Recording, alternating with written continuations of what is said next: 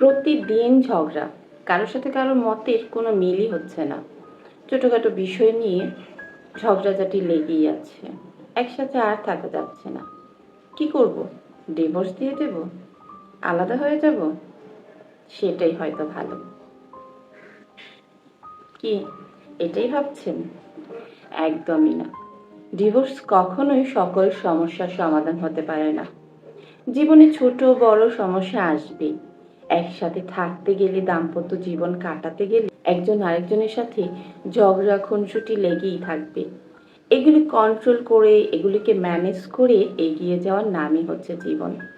জীবনের সমস্যার কারণে যদি আপনি আপনার জীবনসঙ্গীকে ত্যাগ করে দেন, তাহলে সার্থকতা কোথায় বলেন? তাই জীবনের শত দুঃখ কষ্ট ঝগড়া ঝাঁটি সব কিছুকে এক সাইড করে জীবনসঙ্গীকে নিয়ে বাঁচার নামই হচ্ছে জীবন। একটা কথা মনে রাখবেন, ডিভোর্স কখনোই সকল সমস্যার সমাধান হতে পারে না। একজন হাজব্যান্ড ওয়াইফ হয়তো ডিভোর্স নিয়ে নেয়, তারা আলাদা হয়ে যায়। একটা সময় দেখা যায় হাজব্যান্ড বিয়ে করে নতুন একটা ওয়াইফ পায়, ওয়াইফ পরবর্তীতে বিয়ে করে নতুন একটা হাজব্যান্ড পায়। বাট ওনাদের মধ্যে যে বাচ্চাটা থেকে যায়, সেই বাচ্চাটা কিন্তু মা বাবা দুজনকেই হারায়। তাই অন্তত বাচ্চাদের জন্য ডিভোর্স থেকে দূরে থাকুন, বাচ্চাদের কথা ভাবুন।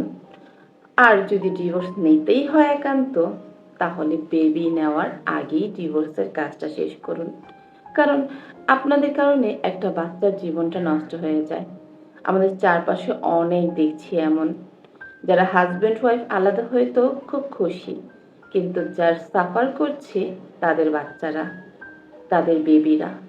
তাই ডিভোর্স নেওয়ার আগে একবার নয়, শতবার ভেবে দেখবেন। আজকে আমি মাত্র 10টি টিপস বলবো। আপনি যদি এই 10টি টিপস ফলো করতে পারেন, তাহলে আপনার দাম্পত্য জীবন হবে সুখে শান্তিতে ভরপুর এবং ডিভোর্সের ঝুঁকি কমে যাবে 99%। তাই এই 10টি টিপস অবশ্যই ফলো করার চেষ্টা করবেন। আর ভিডিওটা শুরু করার আগে আপনি যদি আমার চ্যানেলে নতুন হয়ে থাকেন, চ্যানেলটা সাবস্ক্রাইব করে পাশে থাকা বেল আইকনটা বাজিয়ে দিতে একদমই ভুলবেন না যেন। আর যদি অলরেডি সাবস্ক্রাইব করে থাকেন, অসংখ্য ধন্যবাদ। তো ভিডিওটা শুরু করা যাক। নাম্বার 1, পরিস্থিতি বুঝে কথা বলার চেষ্টা করুন। মনে যা আসে তাই মুখ ফসকে বলে ফেলবেন না। ফলাফল কি হতে পারে তা বুঝে কথা বলুন। জীবনসঙ্গীর মন মানসিকতা বুঝে কথা বলার চেষ্টা করুন। নাম্বার 2, নীরবতা যে একটি ভাষা সেটা জেনে রাখুন। অনেক সময় কথা বলার চেয়ে নীরব থাকা বেশি প্রভাব তৈরি করে। তাই সবসময় কথা বলতে হবে, জীবনসঙ্গীর সাথে তর্ক করতে হবে, সেটা একদমই না। কথা কম বলুন, নীরব থাকুন। আপনাকে যদি সে সত্যি সত্যি ভালোবাসে, আপনার নীরবতা তাকে তার যোগ্য উত্তর বুঝিয়ে দেবে। তাই নীরব থাকতে চেষ্টা করুন। নাম্বার 3, পরস্পরের মধ্যে প্রতিযোগিতাপূর্ণ মন মানসিকতা ত্যাগ করুন।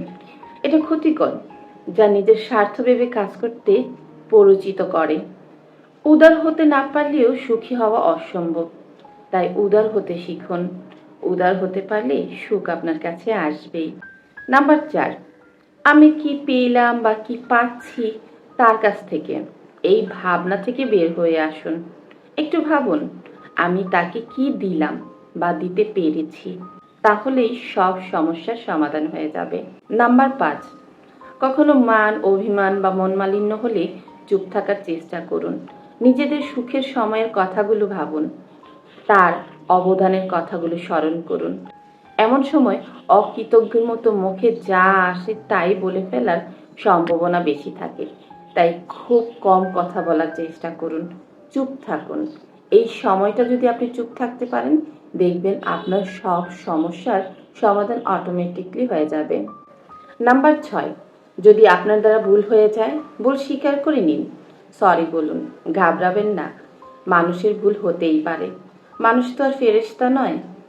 তাই যে ভুল স্বীকার করতে পারে তার জীবনসঙ্গী কখনো তাকে ছেড়ে যায় না। নাম্বার 7, জীবনসাথী যদি ভুল স্বীকার করে, আপনার কাছে সরি বলে, তবে ক্ষমা করে দিন মন থেকে। ভুলেও অপমান করবেন না, তাহলে সে আর কখনো ভুল স্বীকার করবে না। তাকে মুখ ফেটে বলুন, ইটস ওকে। নাম্বার 8, পুরনো কোনো ভুলের জন্য কখনই স্বামী বা স্ত্রী কথা শোনাবেন না। খোঁচা দিবেন না।